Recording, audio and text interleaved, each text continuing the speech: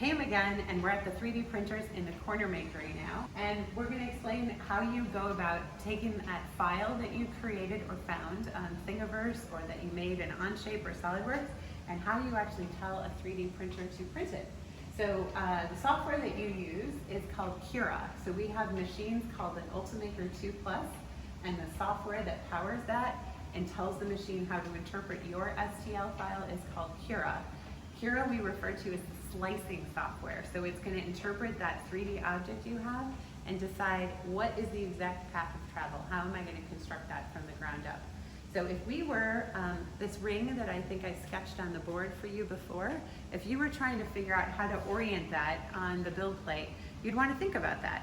And you might decide that it should be like this.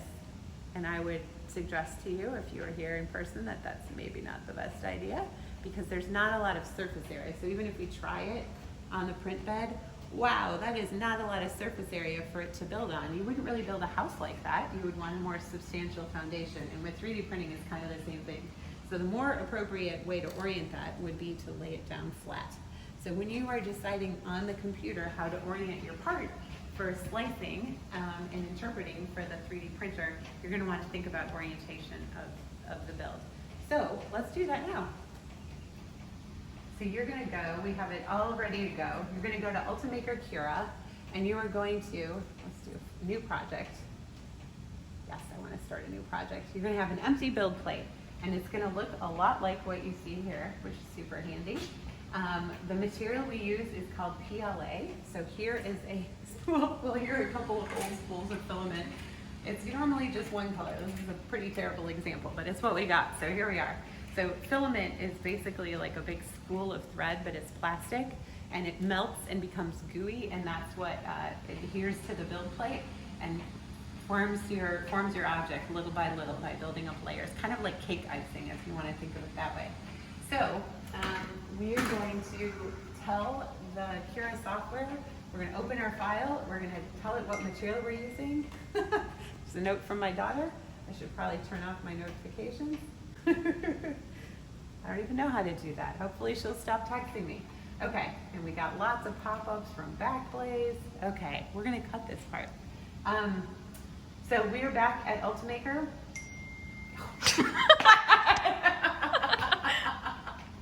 I don't know, I think we should keep it in My for daughter's morale. feeling super proud of herself. This is great. Okay.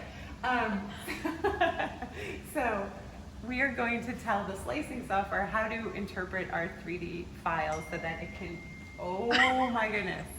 Okay, we're in Cura, the slicing software that's going to tell the 3D printer that we have how to interpret the file that we've created or found on Thingiverse. So you have an STL file ready to go. You're going to go to File, Open File, look for your file. I'm going to look for my ring file.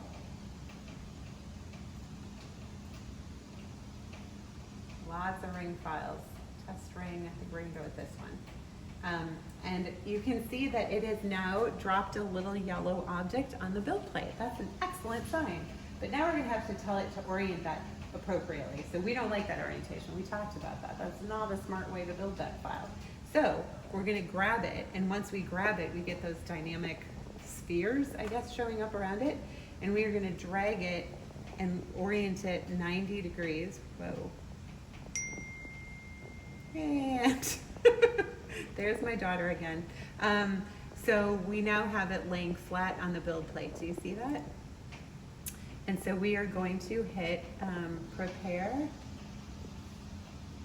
the file. Okay, sorry, skip that. We are going to, so now we have it oriented the way we want it. It's laying flat on the build plate.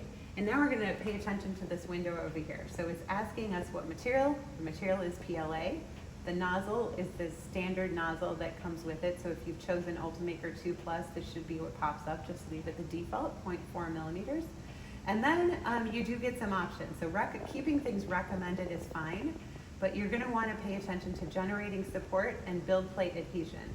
And what that's all about is if you were building something that needed some support, like if you were trying to print a tree, You can't really do huge overhangs because of gravity. So it wouldn't, you could do the trunk just fine, but when it comes to those branches, unless they were very gradually building upward and outward, you would have an awfully hard time building those branches. And so as a result, you might tick the box that says, yes, add support, and it would add these thin walls, which I'm gonna grab and show you right here.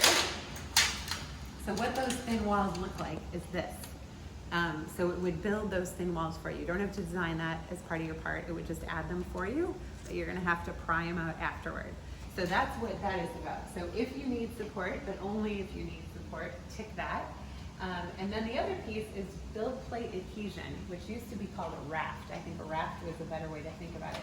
So if you were 3D printing a frog with tiny little foot pads and this little frog body on top of the feet, that's not a lot of surface area to adhere to the build plate. You might want to build a little raft for that frog and give it a little more gooiness to adhere to the build plate with. And that's what that build plate adhesion is about. So if you have an object that has a small beginning and a bigger body, you might find that helpful. If you have questions, you can just ask. But in this case, for the ring, we don't need adhesion. We've just got a nice cylinder that we're trying to print.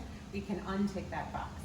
So then we're ready to go. We don't need support. We don't need build plate adhesion. We can hit prepare, and it's going to say, it's saying ready to slice. We're going to hit prepare, and it's going to give us an estimate of time. It's telling us this is a 5-minute build, and then we can hit save to file. So we're going to save it. And remember how we went in with an STL file? Now we're going to come out with a G-code file. And if you did that, you did it right. So we're going to say, yep, we like this one. Let's just call it ring size 6 and hit save. And then the file is saved.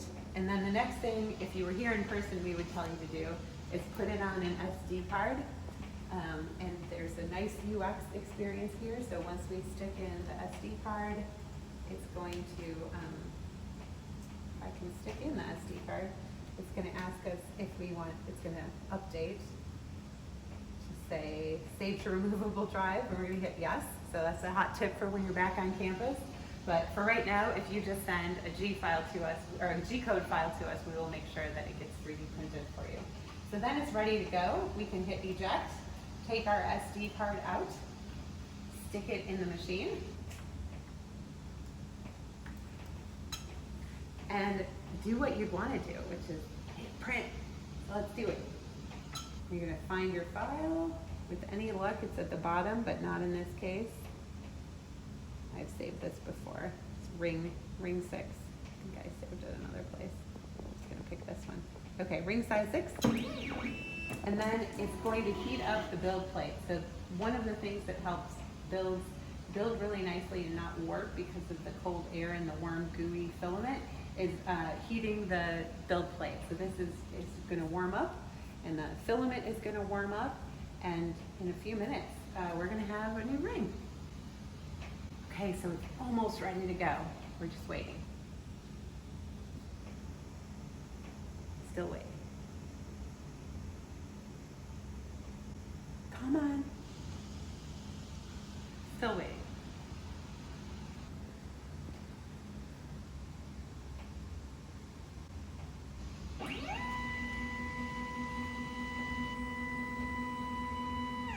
So what it's going to do now is get its groove on. It's going to do what I call the ballpoint pen move. You know how people take a ballpoint pen and doodle in the corner and just make sure it's working? It's going to do that here. So it's a little bit of hot pink filament is starting to extrude from the nozzle. Oop.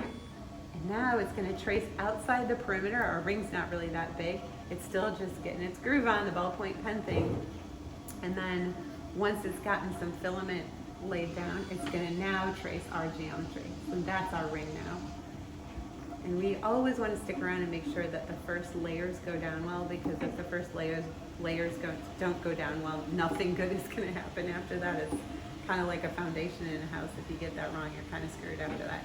So it's going to do its thing now, and it's kind of live. So it said 4 minutes over here. It says 15 minutes. I don't really know what the truth is.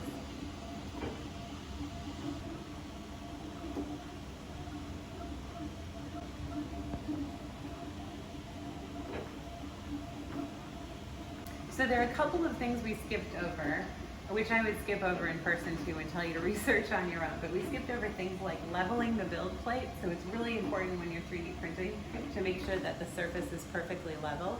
And there are great explainer videos at the Ultimaker site on how to level the build plate. So you should look into that if you want to use one of these in person at any point. And the other thing we didn't talk about is filament loading and how to do that effectively at the back. So that's another thing to look up, how to change the filament. So look into that. When you're 3D printing in person, it's not necessary to use tape. If you've ever seen a MakerBot used, sometimes people put blue tape on the build plate. That is not a heated build plate. So you do not want to mix tape and a heated build plate, nor do you need to use glue stick or anything. Really, the hot glass works just great. And when you have a part that adheres so well to the build plate that it's hard to pop off, the best technique I've found is to let the build plate cool. You can actually slide it out. If you come over here, you can actually slide out the glass build plate. Again, don't do this when it's hot. This one's off and it's cold. But you can wait for the build plate to cool. You can remove the glass from the machine. And if you had a big object like a large cylinder stuck on here, the best thing to do is use a rubber mallet, which I'm going to use my imaginary rubber mallet right now, and tap it, and it literally just pops right off. So that's a better way than scraping that I've found to get things off of the build plate. And then you just want to be a good citizen and stick this back. And clip it in. And our print is almost done. It's saying 1 minute left. So let's watch the last minute happen.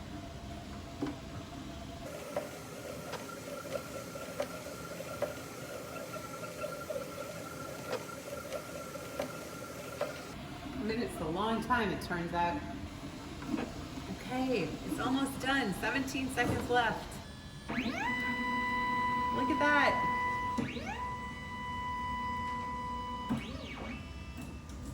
Ta-da! So the build plate is going to be hot, so you don't want to do what I'm doing, which is touch it. And if it's too hard to pry the object off, you just let it wait for a minute until the build plate cools, and then the shrinkage will make it pop off a little bit easily. So we'll come back and pry it off in a second. And then you just pry off your part. Ta-da! And clear everything off the build plate. Don't leave a mess for the next guy. And you just 3D printed an object.